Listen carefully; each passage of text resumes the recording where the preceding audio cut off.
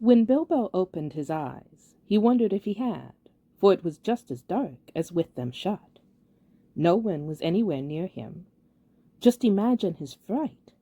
He could hear nothing, see nothing, and he could feel nothing except the stone of the floor.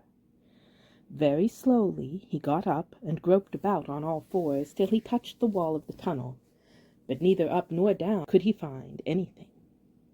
Nothing at all. No sign of goblins, no sign of dwarves.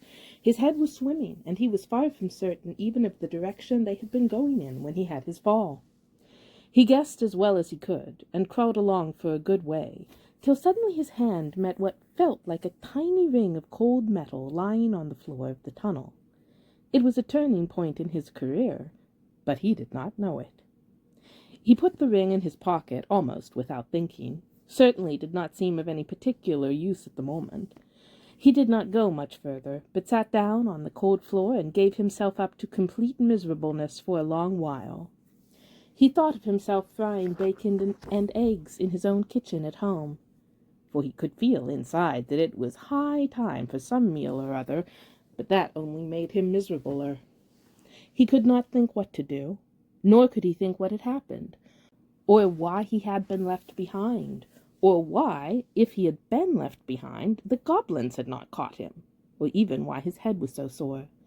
The truth was, he had been lying quiet, out of sight and out of mind, in a very dark corner for a long while. After some time he felt for his pipe. It was not broken, and that was something. Then he felt for his pouch, and there was some tobacco in it, and that was something more. Then he felt for matches, and he could not find any at all, and that shattered his hopes completely. Just as well for him, as he agreed when he came to his senses. Goodness knows what the striking of matches and the smell of tobacco would have brought on him out of dark holes in that horrible place. Still, at the moment he felt very crushed, but in slapping all his pockets and feeling all round himself for matches, his hand came on the hilt of his little sword, the little dagger that he got from the trolls, and that he had quite forgotten. Nor, fortunately, had the goblins noticed it, as he wore it inside his breeches. Now he drew it out. It shone pale and dim before his eyes. So it is an elvish blade, too, he thought, and goblins are not very near, and yet not far enough. But somehow he was comforted. It was rather splendid to be wearing a blade made in Gondolin for the Goblin Wars, of which so many songs had sung. And he had noticed that such weapons made a great impression on goblins that came upon them suddenly. Go back, he thought. No good at all. Go sideways? Impossible. Go forward? Only thing to do. On we go. So up he got and trotted along, with his little sword held in front of him and one hand feeling the wall, and his heart all of a patter and a pitter. Now, certainly Bilbo was in what is called a tight place, but you must remember it was not quite so tight for him as it would have been for me or for you.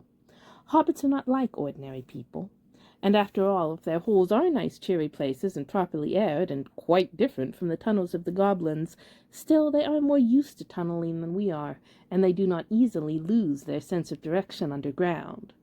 Not when their heads have recovered from being bumped. Also, they can move very quietly, and hide easily, and recover wonderfully from falls and bruises, and they have a fund of wisdom and wise sayings that men have mostly never heard or have forgotten long ago. I should not have liked to have been in Mr. Baggin's place all the same. The tunnel seemed to have no end. All he knew was that it was still going down, pretty steadily, and keeping in the same direction in spite of a twist and a turn or two. There were passages leading off to the side every now and then, as he knew by the glimmer of his sword, or could feel with his hand on the wall. Of these he took no notice, except to hurry past them for fear of goblins, or half-imagined dark things coming out of them.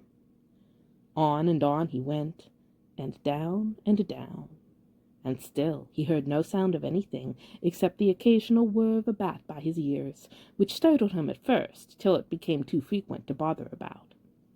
I do not know how long he kept on like this, hating to go on, not daring to stop, on and on until he was tireder than tired. It seemed like all the way to tomorrow and over it to the days beyond. Suddenly, without any warning, he trotted splash into water. Ugh! It was icy cold. That pulled him up sharp and short. He did not know whether it was just a pool in the path, or the edge of an underground stream that crossed the passage, or the brink of a deep, dark subterranean lake. The sword was hardly shining at all. He stopped, and he could hear, when he listened hard, drops drip, drip, dripping from an unseen roof into the water below, but there seemed no other sort of sound. So it is a pool or a lake, and not an underground river, he thought. Still, he did not dare to wade out into the darkness. He could not swim, and he thought, too, of nasty, slimy things with big, bulging, blind eyes wriggling in the water. There are strange things living in the pools and lakes, in the hearts of mountains. Fish whose fathers swam in, goodness only knows how many years ago, and never swam out again, while their eyes grew bigger and bigger and bigger from trying to see in the blackness. Also, there are other things more slimy than fish. Even in the tunnels and caves the goblins have made for themselves, there are other things, living unbeknown to them, that have sneaked in from outside to lie up in the dark.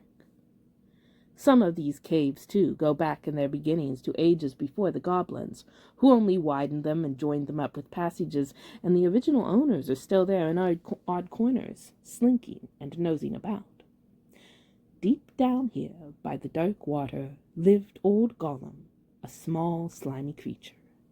I don't know where he came from, nor who or what he was. He was Gollum, as dark as darkness, except for two big, round, pale eyes in his thin face. He had a little boat, and he rowed about quite quietly on the lake, for lake it was, wide and deep and deadly cold. He paddled it with large feet dangling over the side, but never a ripple did he make. Not he. He was looking out of his pale, lamp-like eyes for blind fish, which he grabbed with his long fingers as quick as thinking. He liked meat, too.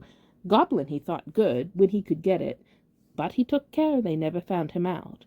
He just throttled them from behind, if they ever came down alone anywhere near the edge of the water, while he was prowling about. They very seldom did, for they had a feeling that something unpleasant was lurking down there, down at the very roots of the mountain. They had come on the lake, when they were tunneling down long ago, and they found they could go no further. So there their road ended in that direction, and there was no reason to go that way, unless the great goblin sent them. Sometimes he took a fancy for fish from the lake, and sometimes neither goblin nor fish came back. Actually, Gollum lived on a slimy island of rock in the middle of the lake. He was watching Bilbo now from the distance, with his pale eyes like telescopes. Bilbo could not see him, but he was wondering a lot about Bilbo, for he could see that he was no goblin at all.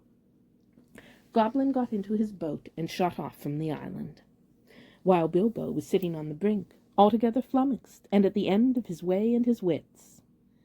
Suddenly up came Gollum, and whispered and hissed, "Bless us and splash us, my precious! I guess it's a choice feast. At least a tasty morsel it'd make us, Gollum." And when he said Gollum, he made a horrible swallowing noise in his throat. That is how he got his name, though he always called himself my precious. The Hobbit jumped nearly out of his skin when the hiss came in his ears, and he suddenly saw the pale eyes sticking out at him. "Who are you?" he said, thrusting his dagger in front of him.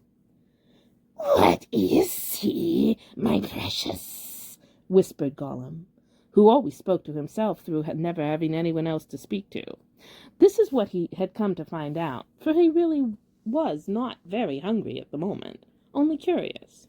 Otherwise he would have grabbed first and whispered later. "I am Mr. Bilbo Baggins. I've lost the dwarves, and I've lost the wizard, and I don't know where I am, and I don't want to know, if only I can get away." "What's he got in his hands?" said Gollum, looking at the sword, which he did not quite like. "A sword, a blade which came out of Gondolin." said Gollum, and became quite polite.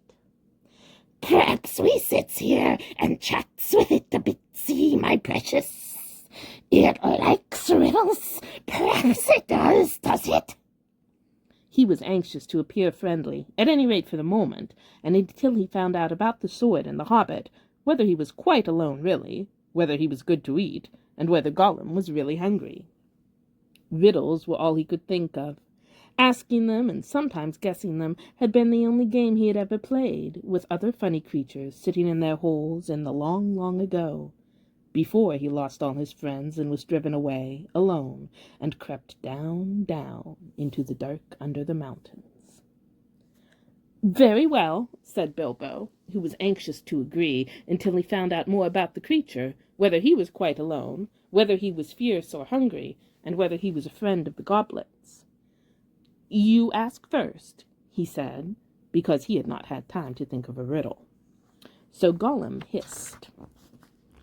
"What has roots as nobody sees is taller than trees. Up, up it goes, and yet never grows." "Easy," said Bilbo. "Mountain, I suppose."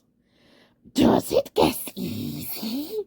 It must have a competition with us, my precious. If Precious asks and it doesn't answer, we eats it, my precious. If it asks us and we doesn't answer, then we does what it wants, eh? We shows it the way out, yes." "All right," said Bilbo, not daring to disagree, and nearly bursting his brain to think of riddles that could save him from being eaten. 30 white horses on a red hill. First they champ, then they stamp, then they stand still. That was all he could think up to ask. The idea of eating was rather on his mind. It was rather an old one, too, and Gollum knew the answer as well as you do. "Chestnuts, chestnuts," he hissed. "Teeth, teeth, my precious, but we has only 6. Then he asked his second. "Voiceless it cries, wingless flutters, toothless bites, mouthless mutters."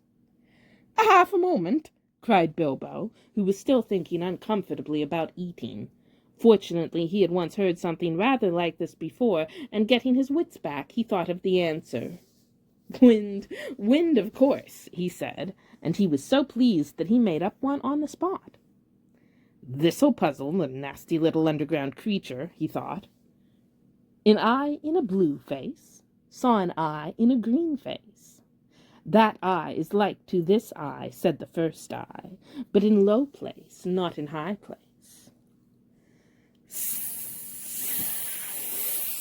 Said Gollum. He had been underground a long, long time, and was forgetting this sort of thing. But just as Bilbo was beginning to hope that the wretch would not be able to answer, Gollum brought up memories of ages and ages and ages before, when he lived with his grandmother in a hole in a bank by a river. "My precious," he said, "sun on the daisies, it means it does." But these ordinary, above-ground, everyday sort of riddles were tiring for him. Also, they reminded him of days when he had been less lonely and sneaky and nasty, and that put him out of temper. What is more, they made him hungry. So this time he tried something a bit more difficult and more unpleasant. "It cannot be seen, cannot be felt, cannot be heard, cannot be smelt. It lies behind stars and under hills, and empty holes it fills. It comes first and follows after, ends life, kills laughter." Unfortunately for Gollum, Bilbo had heard that sort of thing before, and the answer was all round him anyway. "Dark," he said, without even scratching his head or putting on his thinking cap. "A box without hinges, key or lid, yet golden treasure inside is hid. He asked to gain time, until he could think of a really hard one. This he thought a dreadfully easy chestnut, though he had not asked it in the usual words. But it proved a nasty poser for Gollum. He hissed to himself, and still he did not answer. He whispered and spluttered. After some while, Bilbo became impatient. "Well, what is it?" he said. "The answer's not a kettle boiling over, as you seem to think from the noise you are making." "Give us a chance! Let it give us a chance, my precious!" "Well," said Bilbo, after giving him a long chance, "what about your guess?" But suddenly Gollum remembered thieving from nests long ago and sitting under the river bank, teaching his grandmother to suck "Eggs!" he hissed. "Eggs it is!" Then he asked, "Alive without breath, as cold as death, never thirsty, ever drinking, all in mail, never clinking." He also in his turn thought this was a dreadfully easy one, because he was always thinking of the answer. But he could not remember anything better at the moment, he was so flustered by the egg question. All the same, it was a poser for poor Bilbo, who had never had anything to do with the water if he could help it. I imagine you know the answer, of course, or can guess it as easy as winking, since you are sitting comfortably at home and have not the danger of being eaten to disturb your thinking. Bilbo sat and cleared his throat once or twice, but no answer came. After a while, Gollum began to hiss with pleasure to himself. "Is it nice, my precious? Is it juicy? Is it scrumptiously crunchable?" He began to peer at Bilbo out of the darkness. "Half a moment," said the Hobbit, shivering. "I gave you a good long chance just now."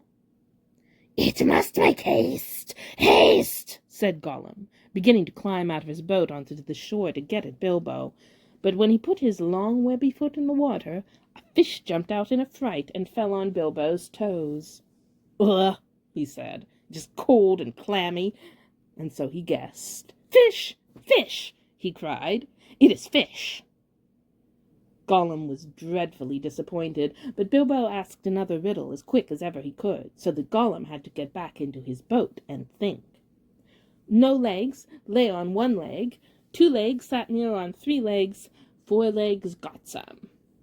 It was not really the right time for this riddle, but Bilbo was in a hurry. Gollum might have had some trouble guessing it if he had asked it at another time. As it was, talking of fish, no legs was not so very difficult, and after that the rest was easy. Fish on a little table, man at table sitting on a stool, the cat has the bones. That, of course, is the answer, and Gollum soon gave it. Then he thought the time had come to ask something hard and horrible. This is what he said. "This thing all things devours, birds, beasts, trees, flowers, gnaws iron, bites steel, grinds hard stones to meal, slays king, ruins town, and beats high mountain down." Poor Bilbo sat in the dark, thinking of all the horrible names of all the giants and ogres he had ever heard told of in tales, but not one of them had done all these things. He had a feeling that the answer was quite different, and that he ought to know it, but he could not think of it. He began to get frightened, and that is bad for thinking. Gollum began to get out of his boat. He flapped into the water and paddled to the bank. Bilbo could see his eyes coming towards him. His tongue seemed to stick in his mouth. He wanted to shout out, "Give me more time! Give me more time!" But all that came out with a sudden squeal was, "Time! Time!" Bilbo was saved by pure luck, for that, of course, was the answer. Gollum was disappointed once more, and now he was getting angry and also tired of the game. It had made him very hungry indeed. This time he did not go back to the boat. He sat down in the dark by Bilbo. That made the Hobbit most dreadfully uncomfortable and scattered his wits. It's got to ask us a question, my precious. Yes, yes, yes. Just one more question to guess. Yes, yes, said Gollum. But Bilbo simply could not think of any questions with that nasty wet cold thing sitting next to him, and pawing and poking him. He scratched himself. He pinched himself. Still he could not think of anything. Ask us, said Gollum. Bilbo pinched himself and slapped himself. He gripped on his little sword. He even felt in his pocket with his other hand. There he found the ring he had picked up in the passage and forgotten about. "What have I got in my pocket?" he said aloud. He was talking to himself, but Gollum thought it was a riddle, and he was frightfully upset. Not fair, not fair, he hissed.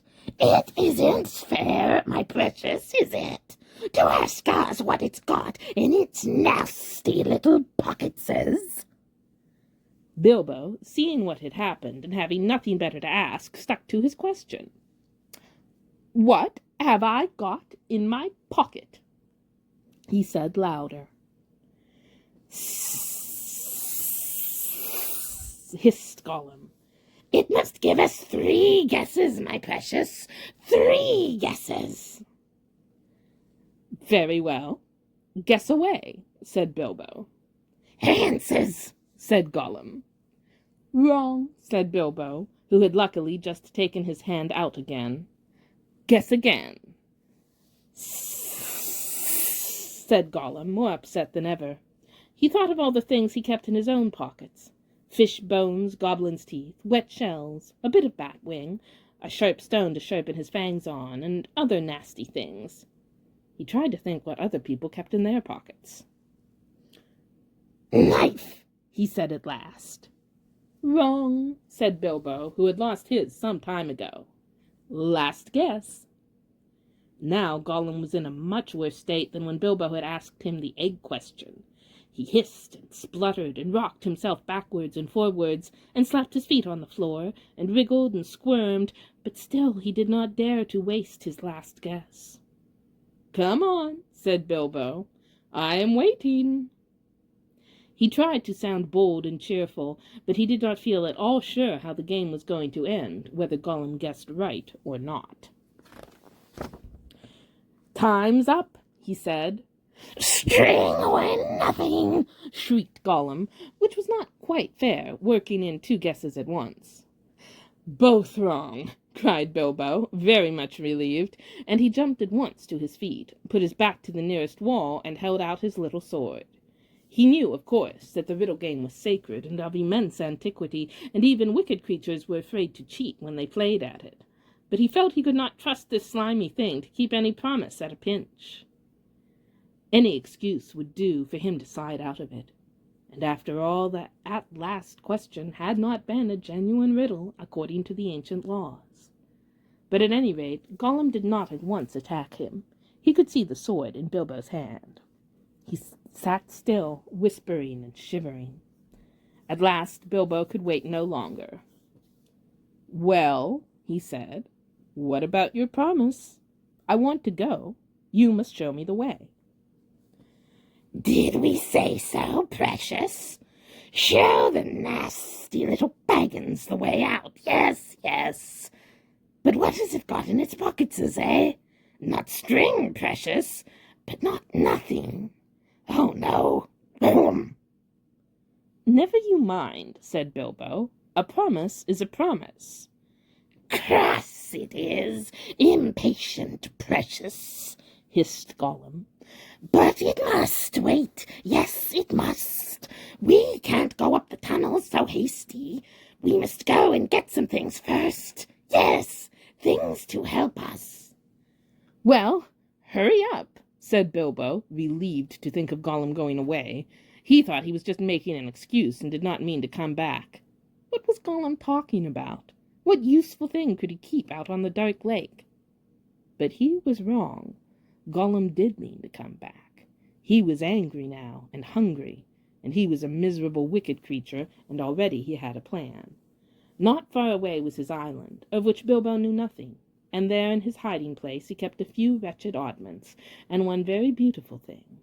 Very beautiful, very wonderful.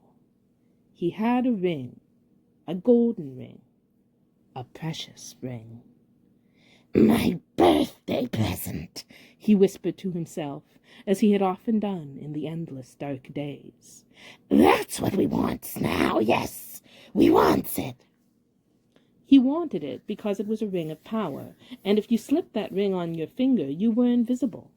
Only in the full sunlight could you be seen, and then only by your shadow, and that would be shaky and faint.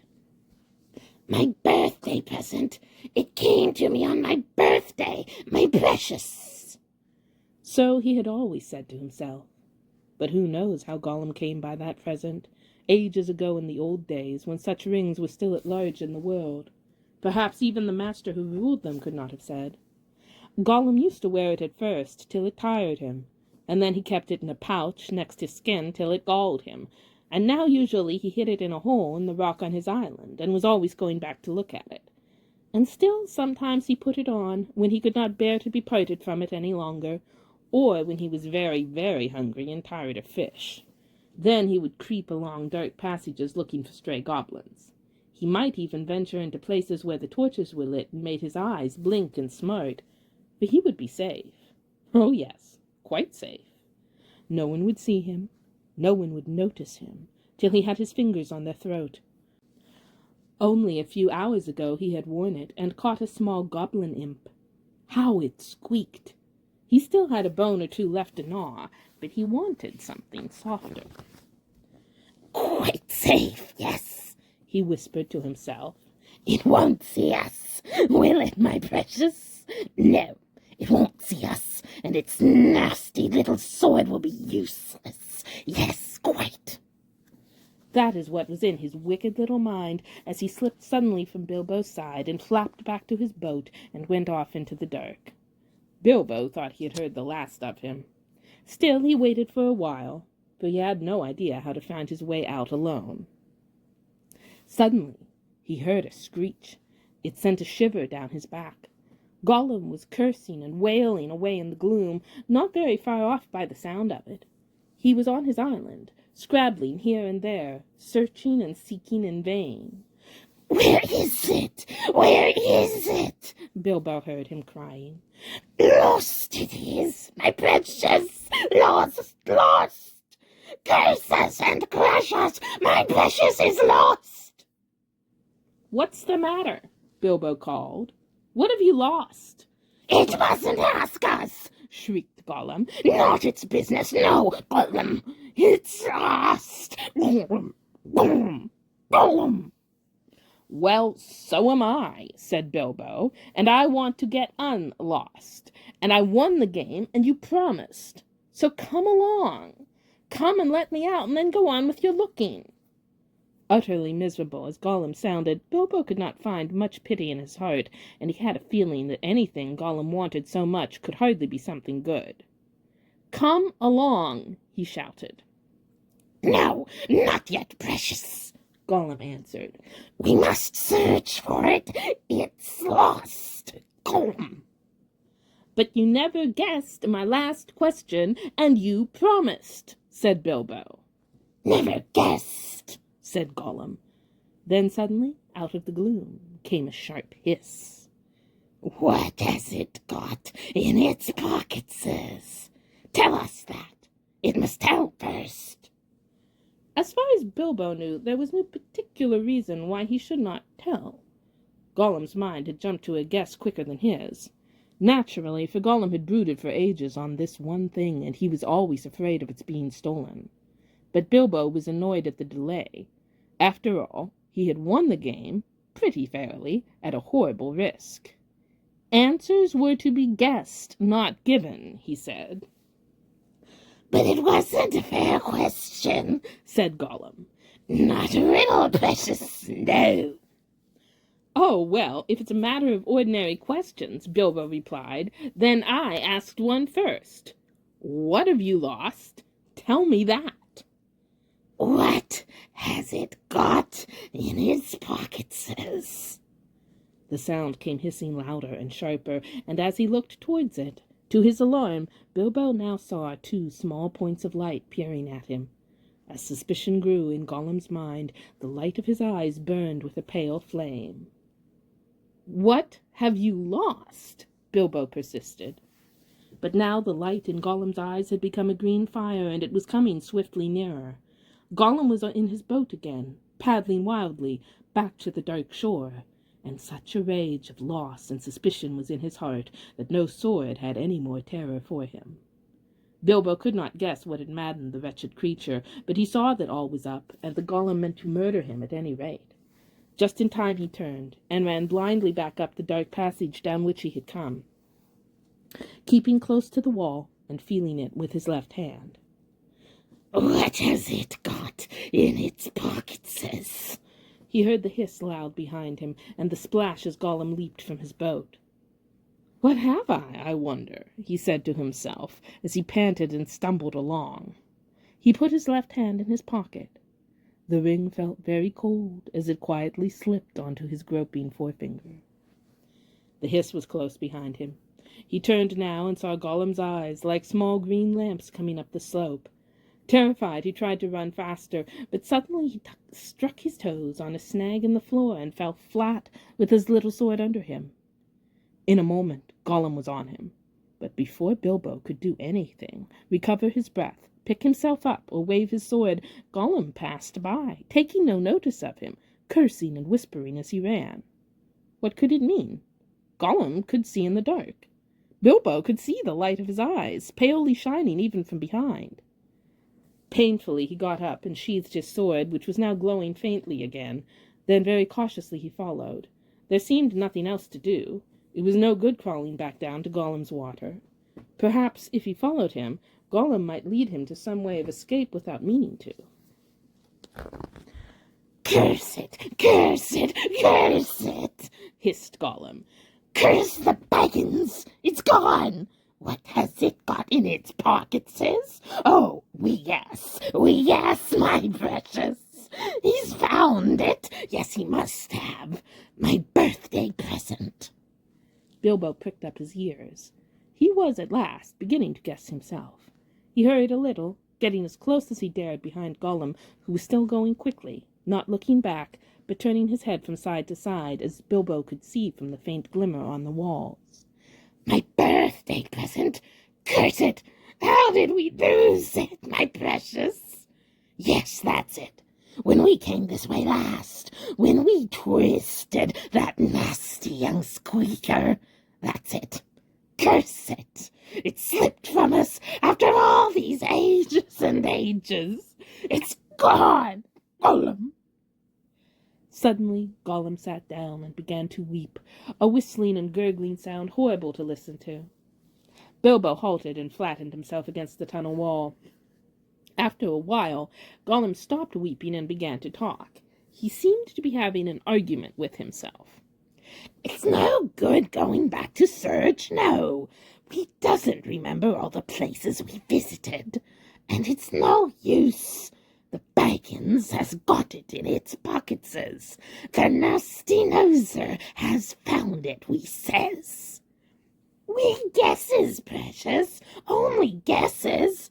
We can't know till we find the nasty creature and squeezes it.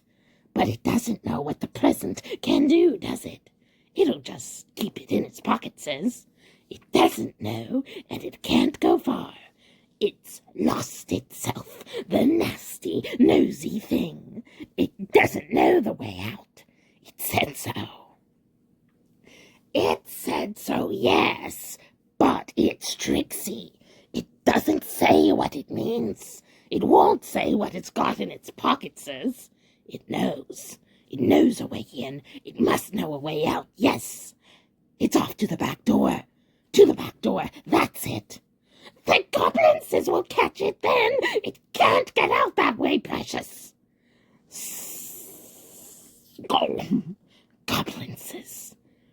Yes, but if it's got the present, a precious present, then goblins will get it, Gollum. They'll find it. They'll find out what it does. We shan't ever be safe again. Never. Gollum. One of the goblins will put it on, and then no one will see him. He'll be there, but not seen. Not even our clever eyes will notice him. And he'll come, creepsy and tricksy, and catch us. Gollum, Gollum. Then let's stop talking, precious, and make haste. If the Baggins has gone that way, we must go quick and see. Go! Not far now. Make haste. With the spring, Gollum got up and started shambling off at a great pace. Bilbo hurried after him, still cautiously, though his chief fear now was of tripping on another snag and falling with a noise. His head was in a whirl of hope and wonder. It seemed that the ring he had was a magic ring. It made you invisible. He had heard of such things, of course, in old tales, but it was hard to believe he had really found one. By accident. Still, there it was. Gollum with his bright eyes had passed him by, only a yard to one side. On they went, Gollum flip-flapping ahead, hissing and cursing, Bilbo behind, going as softly as a hobbit can. Soon they came to places where, as Bilbo had noticed on the way down, side passages opened, this way and that. Gollum began at once to count them. 1 left, yes. 1 right, yes. 2 right, yes, yes. 2 left, yes, yes. And so on and on. As the count grew, he slowed down, and he began to get shaky and weepy, for he was leaving the water further and further behind, and he was getting afraid. Goblins might be about, and he had lost his ring. At last he stopped by a low opening on their left as they went up.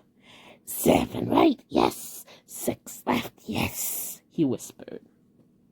This is it. This is the way to the back door, yes. Here's the passage. He peered in and shrank back. But we dursn't go in, precious. No, we dursn't. Goblinses down there. Lots of goblinses. We smells them. What shall we do? Curse them and crush them. We must wait here, precious. Wait a bit and see. So they came to a dead stop. Gollum had brought Bilbo to the way out after all, but Bilbo could not get in. There was Gollum, sitting humped up right in the opening, and his eyes gleamed cold in his head as he swayed it from side to side between his knees. Bilbo crept away from the wall more quietly than a mouse, but Gollum stiffened at once and sniffed, and his eyes went green. He hissed softly but menacingly. He could not see the hobbit, but now that he was on alert, and he had other senses that the darkness had sharpened, hearing and smell. He seemed to be crouched right down, with his flat hands splayed on the floor, and his head thrust out, nose almost to the stone. Though he was only a black shadow in the gleam of his own eyes, Bilbo could see, or feel, that he was tense as a bowstring, gathered for a spring. Bilbo almost stopped breathing, and went stiff himself. He was desperate. He must get away, out of this horrible darkness, while he had any strength left. He must fight. He must stab the foul thing, put its eyes out, kill it. It meant to kill him. No, not a fair fight. He was invisible now. Gollum had no sword. Gollum had not actually threatened to kill him, or tried to yet, and he was miserable, alone, lost. A sudden understanding, a pity mixed with horror, welled up in Bilbo's heart. A glimpse of endless unmarked days without light or hope of betterment, hard stone, cold fish, sneaking and whispering. All these thoughts passed in a flash of a second. He trembled, and then quite suddenly in another flash, as if lifted by a new strength and resolve, he leaped. No great leap for a man, but a leap in the dark. Straight over Gollum's head he jumped, 7 feet forward and 3 in the air. Indeed, had he known it, he only just missed cracking his skull on the low arch of the passage. Gollum threw himself backward and grabbed as the hobbit flew over him, but too late. His hand snapped on thin air, and Bilbo, falling fair on his sturdy feet, sped off down the new tunnel. He did not turn to see what Gollum was doing. There was a hissing and cursing almost at his heels at first, then it stopped. Gollum was defeated. He dared go no further. He had lost. Lost his prey, and lost, too, the only thing he had ever cared about. The cry brought Bilbo's heart to his mouth, but still he held on. Now, faint as an echo, but menacing, the voice came behind. Thief, thief, thief! Baggins! We hates it, we hates it, we hates it forever! Then there was a silence. But that too seemed menacing to Bilbo. If goblins are so near that he smelt them, he thought, then they'll have heard his shrieking and cursing. Careful now, or this way will lead you to worse things. The passage was low and roughly made. It was not too difficult for the Hobbit, except when, in spite of all his care, he stubbed his poor toes again, several times, on nasty jagged stones in the floor. A bit low for goblins, at least for the big ones, thought Bilbo, not knowing that even the big ones, the orcs of the mountains, go along at a great speed, stooping low, with their hands almost on the ground. Soon the passage that had been sloping down began to go up again, and after a while it climbed steeply. That slowed Bilbo down, but at last the slope stopped. The passage turned a corner and dipped down again, and there, at the bottom of a short incline, he saw, filtering around another corner, a glimpse of light. Not red light, as of fire or lantern, but a pale, out-of-doors sort of light. Then Bilbo began to run. Scuttling as fast as his legs would carry him, he turned the last corner, and came suddenly right into an open space, where the light, after all that time in the dark, seemed dazzlingly bright. Really, it was only a leak of sunshine in through a doorway, where a great door, a stone door, was left standing open. Bilbo blinked, and then, suddenly, he saw the goblins. Goblins in full armor, with drawn swords, sitting just inside the door, and watching it with wide eyes, and watching the passage that led to it. They were aroused, alert, ready for anything. They saw him sooner than he saw them. Yes, they saw him. Whether it was an accident, a last trick of the ring before it took a new master, it was not on his finger. With yells of delight, the goblins rushed upon him. A pang of fear and loss, like an echo of Gollum's misery, smote Bilbo, and forgetting even to draw his sword, he struck his hands into his pockets. And there was the ring still in his left pocket, and it slipped on his finger. The goblins stopped short. They could not see a sign of him. He had vanished. They yelled twice as loud as before, but not so delightedly. Where is it? They cried. Go back up the passage, Some shouted. This way, Some yelled. That way, Others yelled. Look out for the door, Bellowed the captain. Whistles blew, armor clashed, swords rattled, goblins cursed and swore and ran hither and thither, falling over one another and getting very angry. There was a terrible outcry, to-do, and disturbance. Bilbo was dreadfully frightened, but he had the sense to understand what had happened, and to sneak behind a big barrel which held drink for the goblin guards, and so get out of the way, and avoid being bumped into, trampled to death, or caught by feel. I must get to the door. I must get to the door, he kept on saying to himself, but it was a long time before he ventured to try. Then it was like a horrible game of blind man's buff. The place was full of goblins running about, and the poor little hobbit dodged this way and that, and was knocked over by a goblin who could not make out what he had bumped into, scrambled again on all fours, slipped between the legs of the captain just in time, got up, and ran for the door. It was still ajar, but a goblin had pushed it nearly to. Bilbo struggled, but he could not move it. He tried to squeeze through the crack. He squeezed, and he stuck. It was awful. His buttons had got wedged on the edge of the door and the door-post. He could see outside into the open air. There were a few steps running down into a narrow valley, between tall mountains. The sun came out from behind a cloud and shone bright on the outside of the door, but he could not get through. Suddenly one of the goblins inside shouted, There is a shadow by the door. Something is outside. Bilbo's heart jumped into his mouth. He gave a terrific squirm. Buttons burst off in all directions. He was through, with a torn coat and waistcoat, leaping down the steps like a goat, while bewildered goblins were still picking up his nice brass buttons on the doorstep. Of course they soon came down after him, hooting and hallooing and hunting among the trees. But they don't like the sun. It makes their legs wobble and their heads giddy. They could not find Bilbo with the ring on, slipping in and out of the shadow of the trees, running quick and quiet, and keeping out of the sun. So soon they went back to grumbling and cursing to guard the door. Bilbo had escaped.